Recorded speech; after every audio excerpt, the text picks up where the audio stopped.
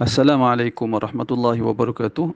Soalan, saya ingat soalan sambungan daripada persoalan darah. Apa ni? Soalan sambungan dari soalan, di mana tadi soalan tadi?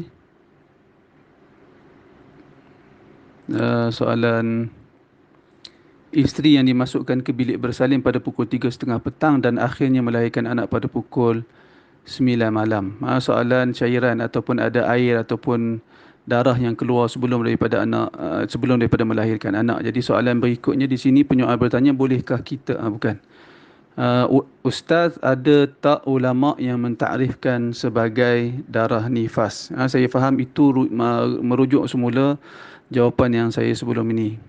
Kalau tanya ada tak ulama yang mentakrifkan darah nifas itu adalah darah ataupun apa-apa yang keluar sekalipun belum bersalin tetapi ada tanda-tanda nak bersalin, maka sememangnya ada di kalangan ulama yang menyatakan darah yang sebegitu adalah darah yang keluar sebelum kelahiran tetapi bersama dengan rasa sakit nak bersalin. Mereka mengatakan darah itu juga adalah darah nifas. Pandangan ini adalah pandangan para ulama di dalam mazhab Hambali. Di dalam fatwa Lujnah Daimah iaitulah fatwa rasmi bagi negara Arab Saudi. Mereka bermazhab Hambali. Di dalam fatwa itu dinyatakan ma yakhruju minal hamil qabla al-wiladati bi yawmin aw yawmaini wa ma'ahu alamatul wiladah ya'tabiru nifasan tatruku min ajlihi siyam wassalah.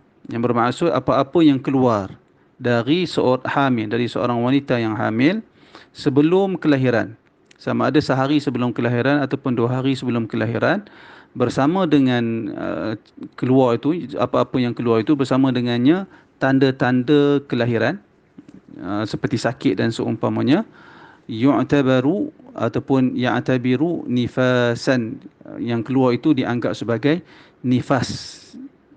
Tidak perlu, disebabkan dia keluar cairan itu ataupun darah itu, tak perlu puasa, tak wajib puasa ataupun tak boleh puasa, dan tidak perlu solat.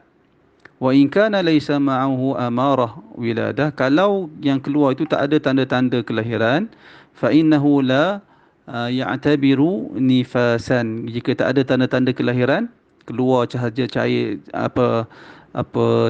cecair dan seumpamanya, kalau keluar tanpa ada tanda-tanda sakit nak bersalin, dia bukan darah nifas, kata mereka. Wa 'alaiha an tusalli wa tasum, maka wajib ke atas wanita tersebut menunaikan salat dan berpuasa jika dalam bulan Ramadan, walau kana nazilan, sekalipun jika cairan itu keluar. Lianna hukmahu hukumul baul, kerana ia sama dengan hukum air kencing, yakni perlu, dia najis, perlu dibersihkan dan berwudu untuk menunaikan salat apabila masuk waktu solat.